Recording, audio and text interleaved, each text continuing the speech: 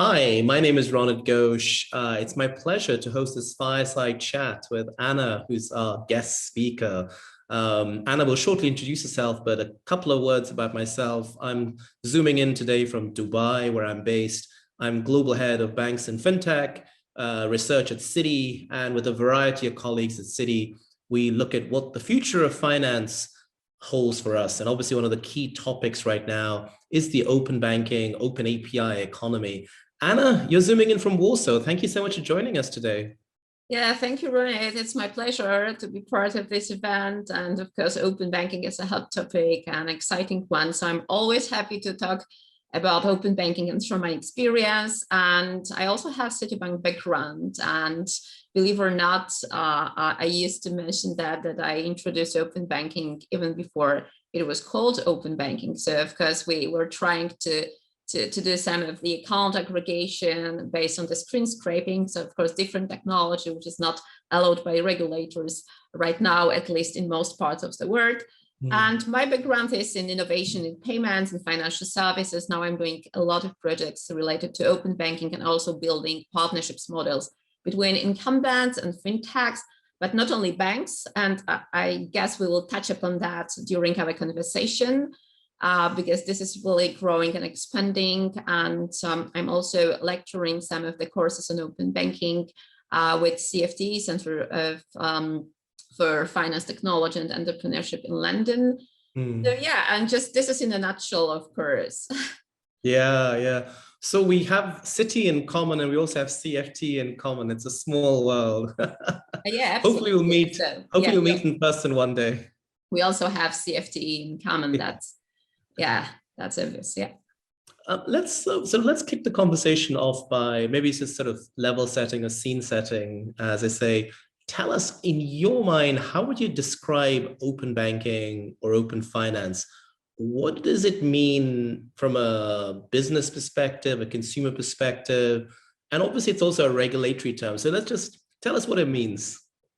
Yeah, absolutely. It's an excellent question. It seems to be quite a basic but it's fundamental question because there can be like different definitions and different approaches to open banking. And I think, yeah, people really understand different things under the umbrella of open banking. So first of all, I'm really happy that you mentioned consumer perspective because I think we should put consumers first at the first place. And if you do that, then you see that open banking can be a new way of accessing financial services or banking services or payments.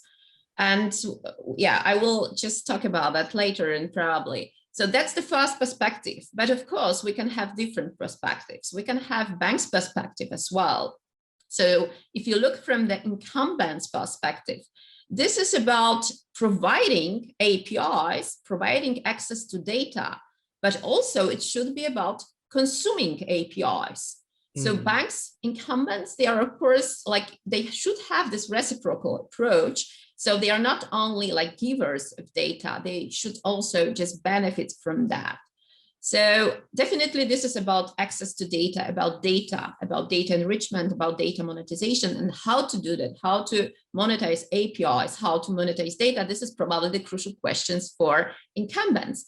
Then you have TPPs, so new players, third-party players who are just coming into this open banking play, and they can have another perspective because of course they want to use the data to build their own use cases, for example, for credit scoring, for payments, for new payments rails or new payment methods. So this is very much important. And then you also mentioned regulators. And I think this is a great perspective because usually we start with the regulator's perspective. We say, okay, we built a regulatory framework for open banking, for example, like in Europe, PSD2, this is how it started.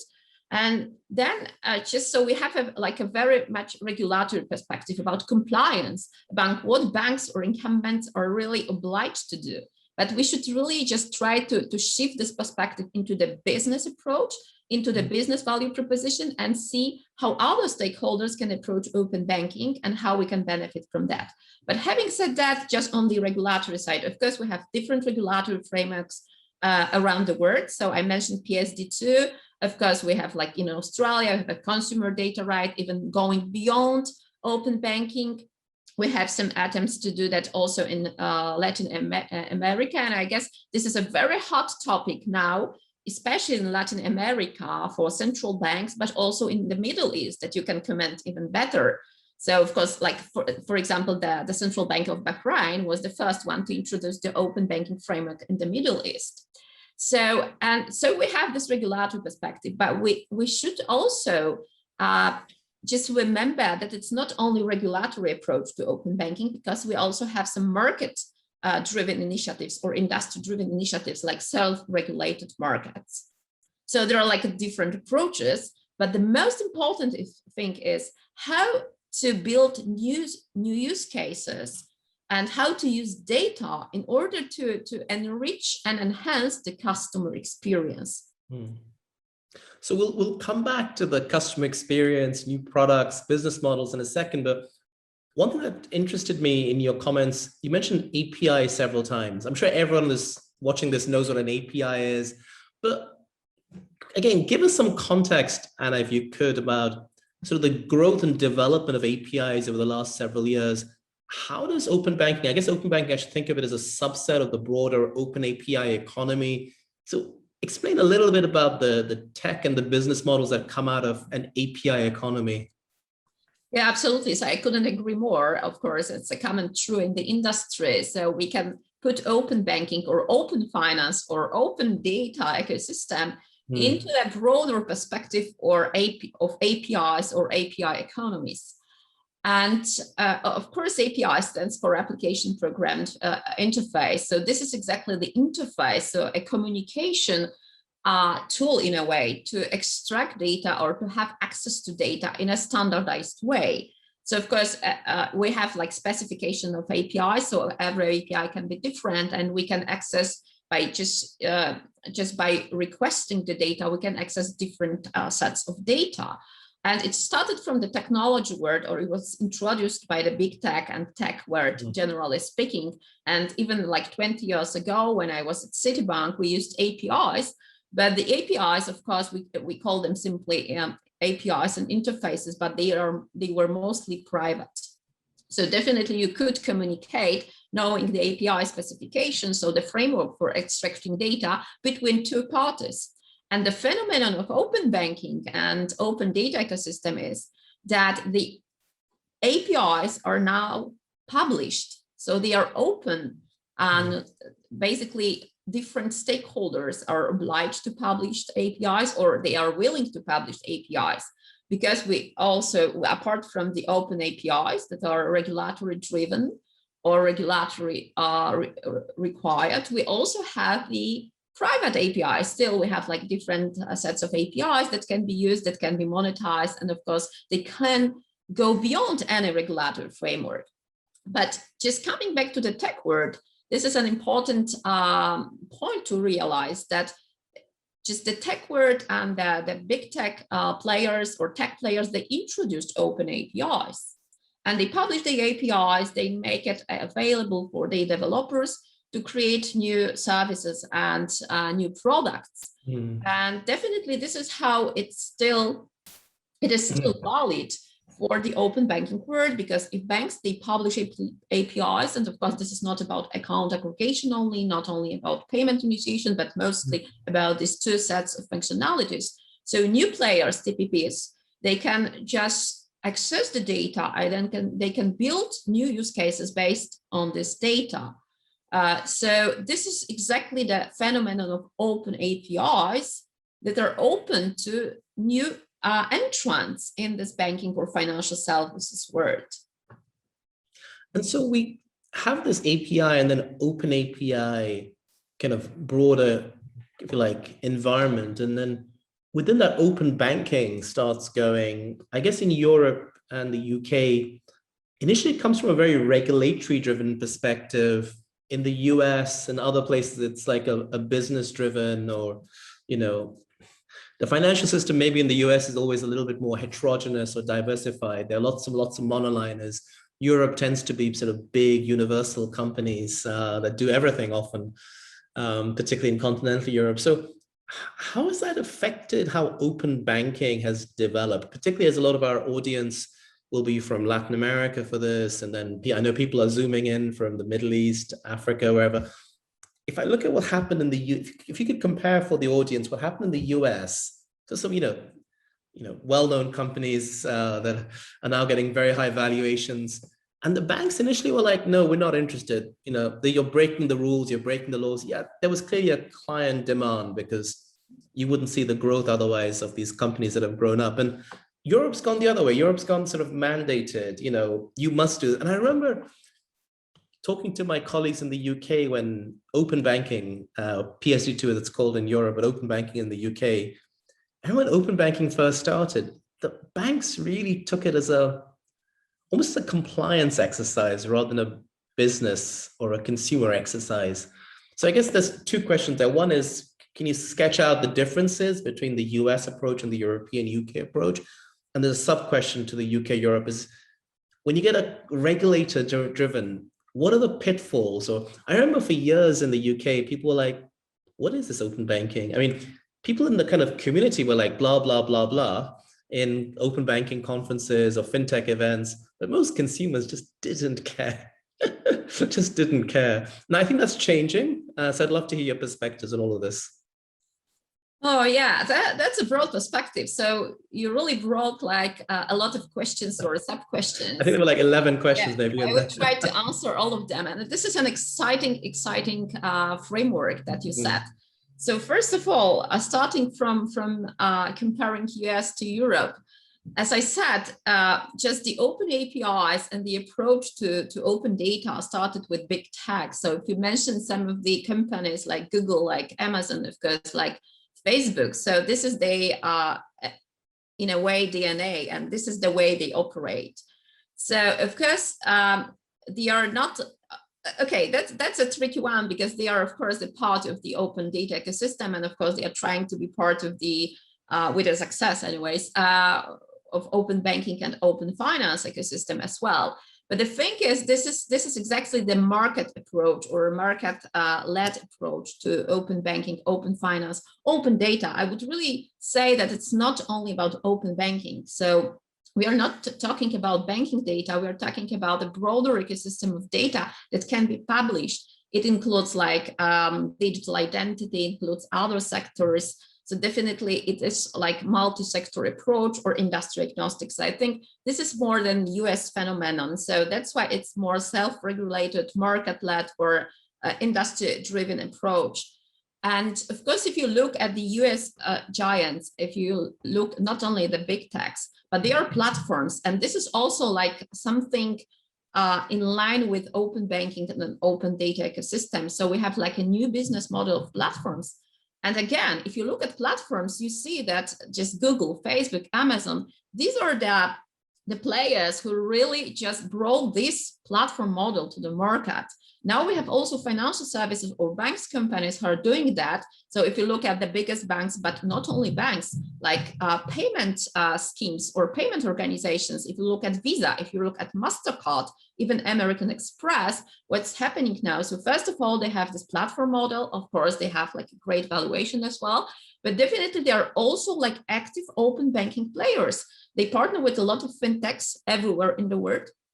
So just MasterCard acquired Vocalink so many years ago, and exactly this is how they enable bank-to-bank payments. Then Visa is also active with a lot of fintechs, and one of the recent just partnerships that was announced was American Express and Tink. And Tink is an European leader in account aggregation in bank as a service proposition. So basically in the open banking. So this is the platform model that can be really just very closely related to the open banking. And if we look again at Europe, which is regulatory driven, at least for the open banking, but there are a lot of other regulations. I guess one of the reasons is that we are trying to set like a common ground for EU. So now this is like a common ecosystem of different countries. So definitely it's easier to set a kind of a rule and regulatory framework.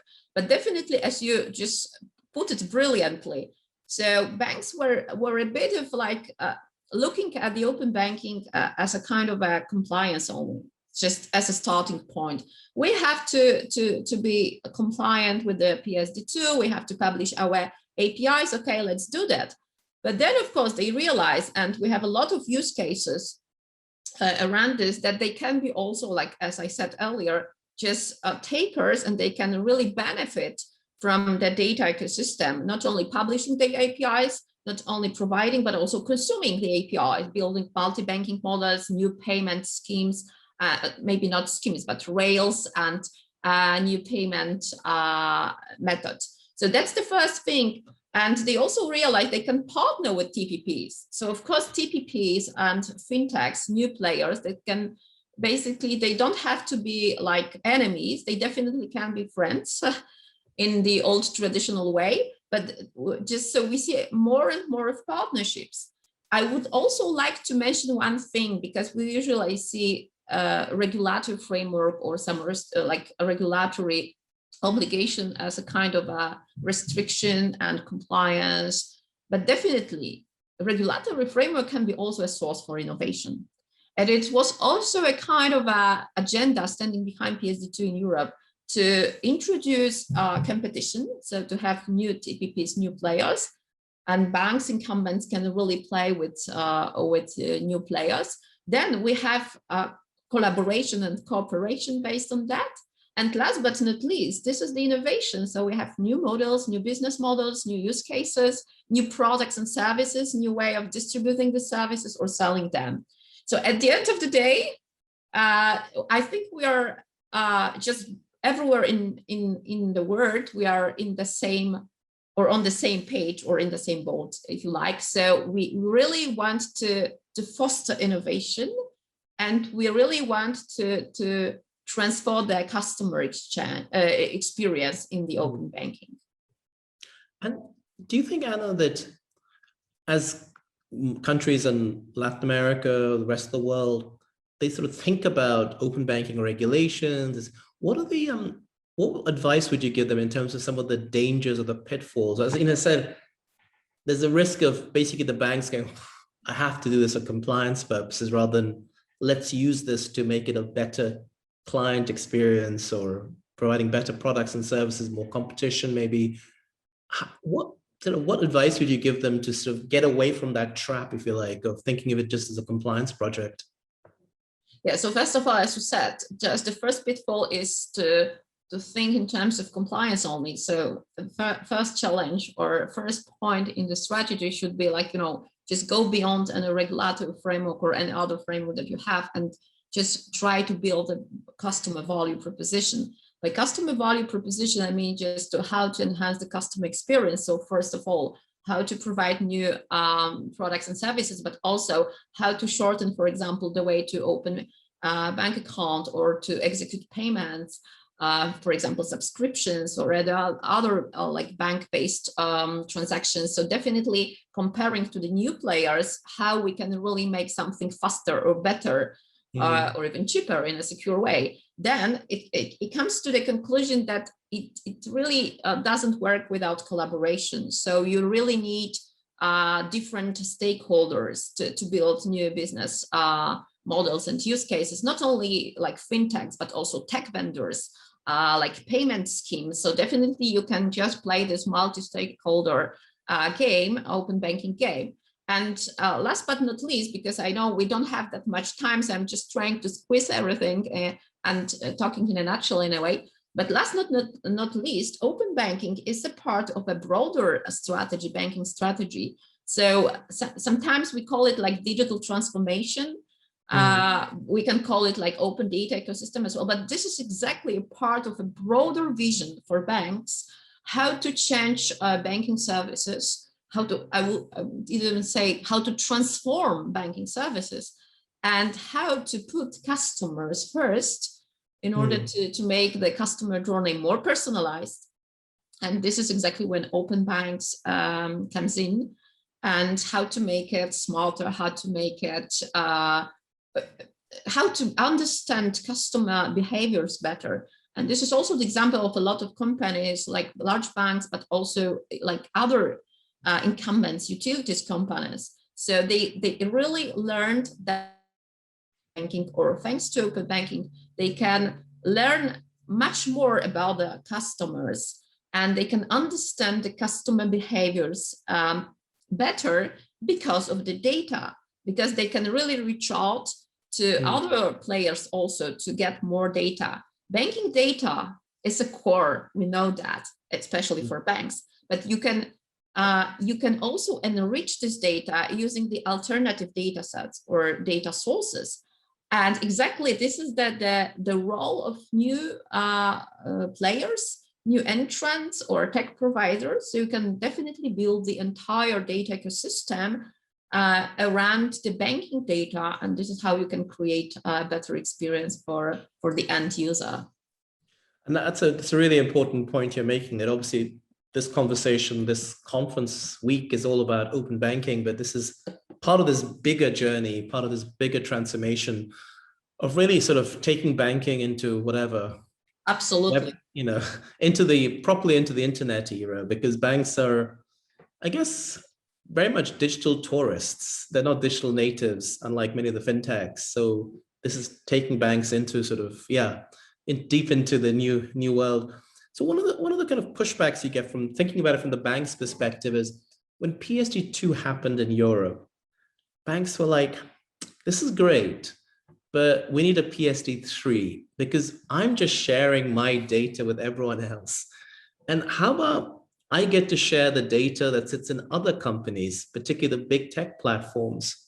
And so I think banks feel, and I don't want to put words in their mouths, but I've spoken to many banks, particularly in Europe, and I think banks somewhat feel like this is just all making us a utility. This is just making us like like almost a public service. How do you, if you were talking to a bank senior executives, and I'm sure you do, and you're kind of with your consulting hat on, how would you sort of advise them? How would you say to them, look, this is an opportunity, but there's also risks? Because sure, for some, I think one or two companies, the utility model really works, right? Be it in a big market like the US or Brazil, sure, you can have one or two like utility companies. But for most banks, this is a negative potentially. Because only one or two will become that utility or infrastructure layer. If you're just number 3 bank or number 7 bank, how do you sort of avoid becoming commoditized or becoming a quote unquote utility? Or is it just inevitable that the fintechs and the big techs get all the value out of the top? Yeah, of course, there are a lot of opportunities, as you mentioned, but of course, some of the risks related to open banking, especially if you are like mid-tier player. So if you are not the biggest player with a well-established big customer base. But it doesn't really mean that if you have like a big customer base that you are like a winner in the open banking. I'm talking about banks. Because what really matters, and you mentioned this utility model, and I would even say the question is who will be the first choice provider of banking services, but maybe not even banking services, maybe of financial services or other services for customer, for the end user. So this is exactly how you will just benefit from opening the data, and how you can. Exactly. This is not about the number of APIs, for example. This is not about the number, I don't know, just of the data sets or data sources. But the question is how you monetize this, and also what kind of use cases you can build based on this data, especially just using your partnerships or benefiting from the partnerships. Because the first thing, I'm really a kind of advocate for partnerships in banking, but this goes without saying, really.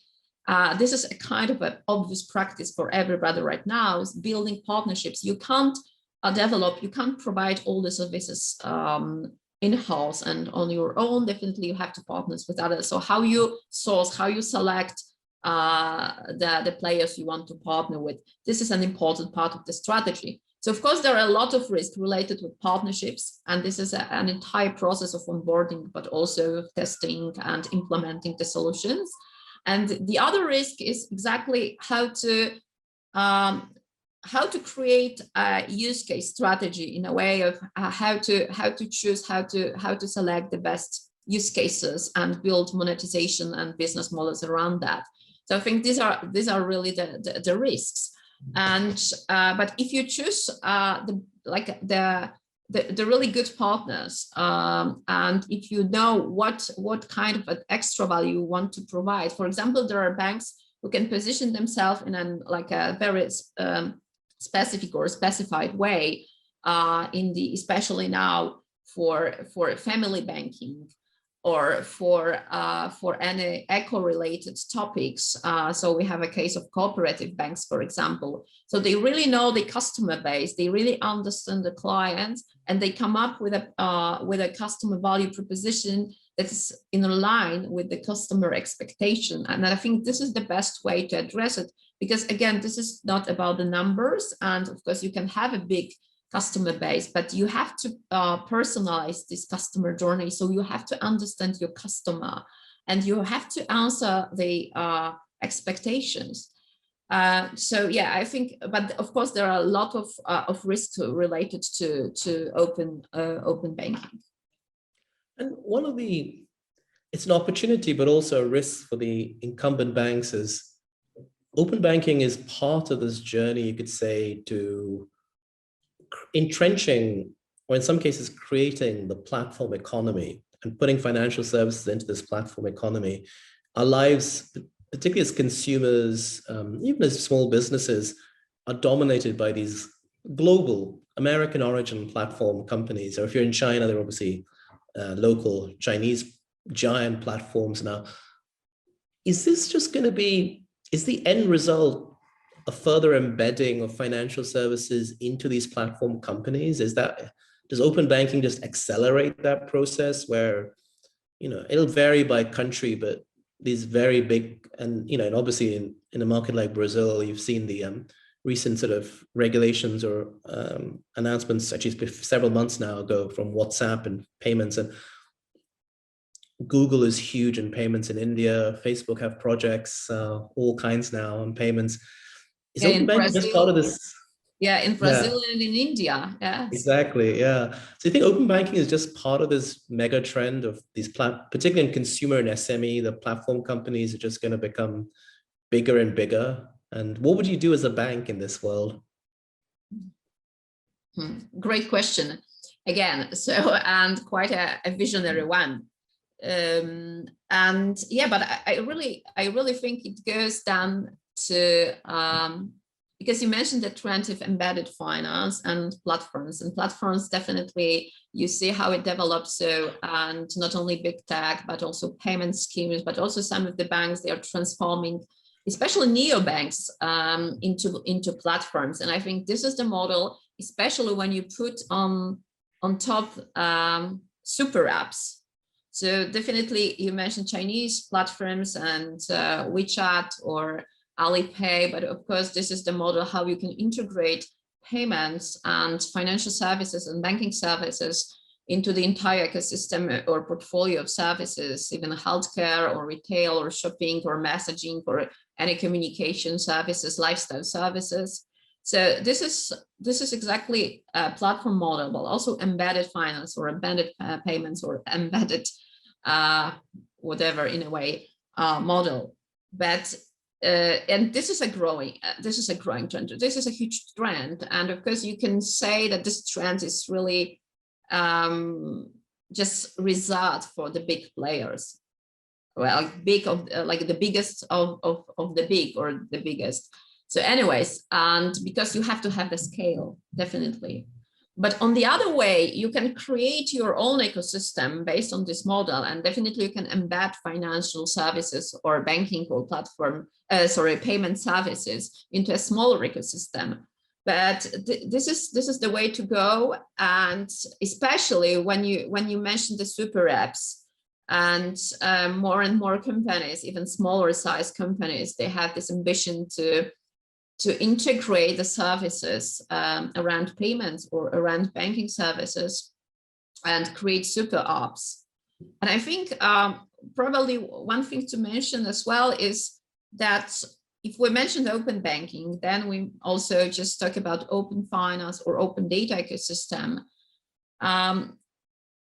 Definitely, open data ecosystem requires other sectors to be integrated or to be absorbed. And we see how it can develop. We have some use cases in Europe and in other parts of the world with real estate, with automotive industry, with healthcare, with utilities. So we see how other sectors can really integrate around banking and payment services. And for that, you also need digital identity, which is like a big topic right now, not only based on the open banking infrastructure, but also based in some other like technologies. But definitely just to make this customer journey seamless and smooth and personalized, you need this digital identity, especially if you really want to encompass other sectors under the finance umbrella. So definitely for healthcare, for public sector, for governmental. Also COVID-19 proved that. So we have these governmental apps, and under this app or in this app, so this is a kind of a super app as well, or maybe it has a potential of becoming a super app. So definitely you have a lot of different services that you can integrate. Also the sensitive data, this is another question, because they're like public data, your citizen data, also your health data area, like vaccination certificate and so on. And also you can execute payments from this app. So definitely there are like a lot of or more and more services just being executing in this way. So I think we've gone on a nice journey. We started with talking about APIs and the open API economy, and we've gone back to the open data ecosystem, and it sort of nicely sort of puts open banking, PSD2 all into that broader framework. And it's I guess that's been really helpful to put into context. And for the banks, and if you're working for a bank, you're listening to this, obviously there's lots of opportunities in this brave new world. And we've talked about some of the risks, because a big mega trend is the continued platformification, if I can say that word, platformification of financial services. And let's face it, some of the tech companies, some of these global companies seem to be capturing eyeballs at a rate much faster than most, at least the traditional banks. It's been a really interesting conversation, Anna. Thank you so much for zooming in today from Warsaw. I'm sure if people want to follow up on this conversation, they can ping you on LinkedIn, stay in touch that way, and you can do the same with me. So it's Ronit and Anna signing off. Thanks so much for listening. Thank you so much for your attention, and thank you for having me, Ronit. And I'm really happy to be part of Open Banking Week. It was great, and hopefully we'll meet soon in person. Yeah, absolutely. Thank you. Thank you.